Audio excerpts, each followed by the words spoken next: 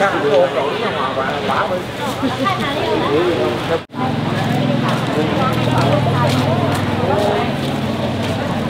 chạy chiều mai em ra lấy em lấy.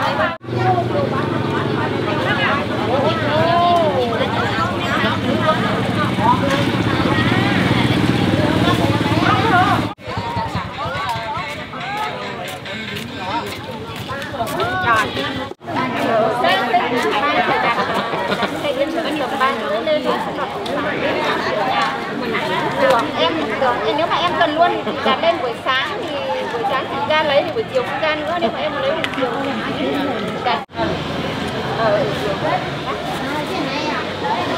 chốt nhá.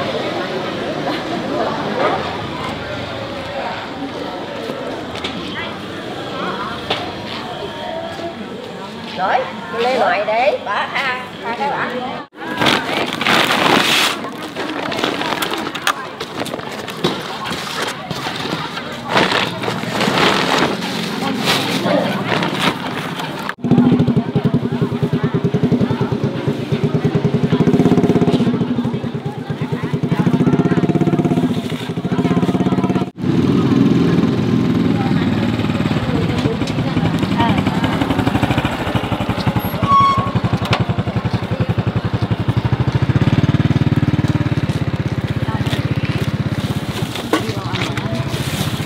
Đâu này đâu còn mua đấy.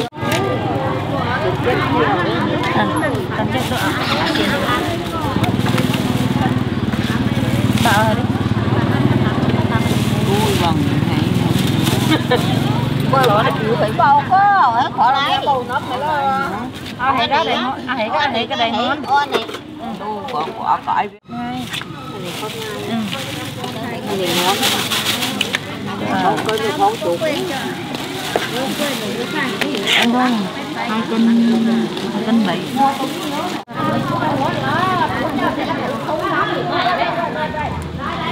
Chứ chuột là cân chết cho ảo thiếp chiến. Cái bà tôi thong cân chết luôn, ảo thong cái hả chiến tôi tay này. Ảo thiếp hả chiến hả? Đồ ảo đời bà thong thêm hả chiến cái bà thong cân chết luôn, ảo thong cái hả chiến. Mẹ tôi có hai bà cháu ở đó có 2 cân. Ai thế tôi là xa ham nữa, tay đắp cho ngon nữa. Bảo mà. Quả như là nhong chặt cái đơm thả tía là kia. Quay chưa cần để dưới mình kết thong cái này là phải lấy rồi à? Kết. Rất thẳng. Ở đó ăn nói. Ăn cái tôi đấy, ăn cái thì món. Con kia đó. Cái cân ít xiên. À đây đấy. Nó có đang ăn cái ông cứ bữa đó được. Ăn cái ngon. Cân hả? Thế. Ăn này ăn đi. Hay là ăn nó? Không cần chia cả hay ngon mà. Ăn đấy chắc ngon món đấy. Ăn nói nó đấy. Ăn đấy áo thong chục. Áo thong chục. 2 cân một hả?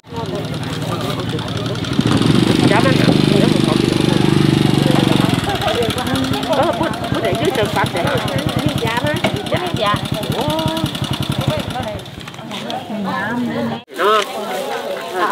Khai hàng mình kéo này hãng phải hợp bà ăn phải. Thiếp hả xiên. Thiếp hả xiên à. Bảo khai sát để thiếp hả xiên. Cân 10.000 thôi.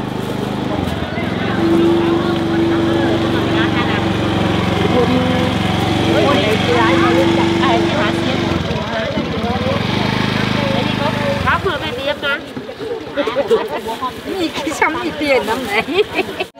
Cân 80.000. Phải không bà Vương ơi? Cân 80.000 à? 80.000 à? 70.000 à? Rồi ra đây nha.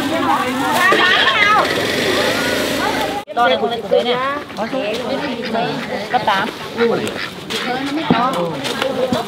cái này ra để xem một gọt lấy này không có mình nhá hết. Ngon quá. Nhưng mà cái này lấy bắt kết là bài tháng này. Ôi. Bảo kêu anh em có lấy củ ấy không? Củ Tư không? Gì đấy rồi. 10.000 một cân nhá. Bà đang mua hộ là.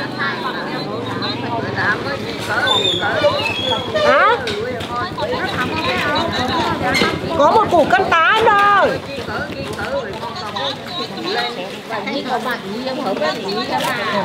Nó lấy cho nó. Đây là 2 túi bà. Câu hay đẩy nó câu đi, cái đắng của chị thuốc không câu đây là đẩy nè. Câu để lấy đây. Cháu nó có ăn được đâu.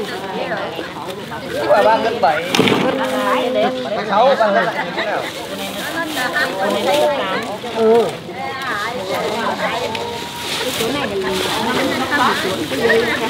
Tính mà đổi tô tí bà không? Là 37 21 này. Ừ, chỗ này 15.000 của bà. Còn 18.000 của nó.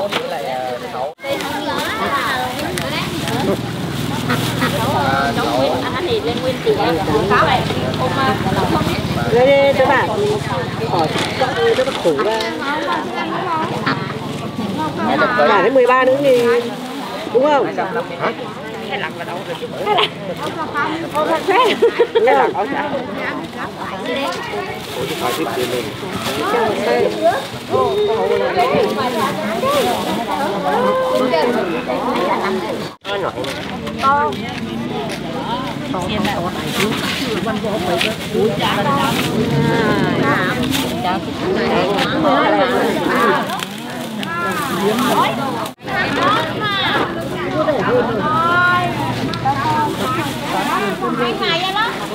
Một túi đi bà ơi. Này phải nấu với xương. Nấu với xương ngon mà. Lấy em mà hãy cháu hàng.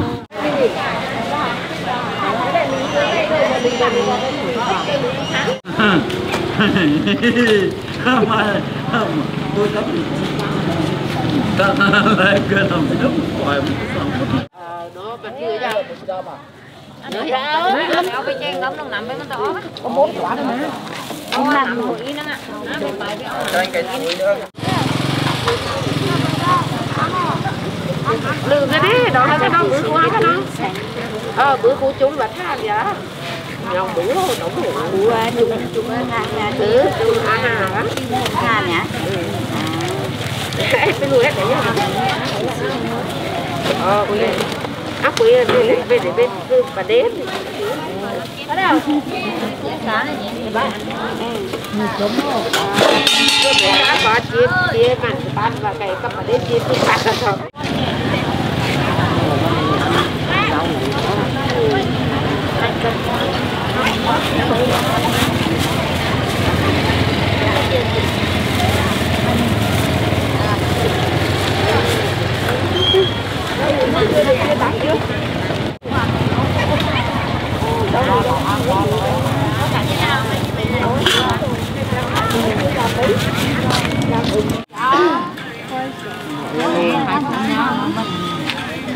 Số Hào cũng không ăn cái lắng. Cái này thuốc bực léo Nó không mà đâu.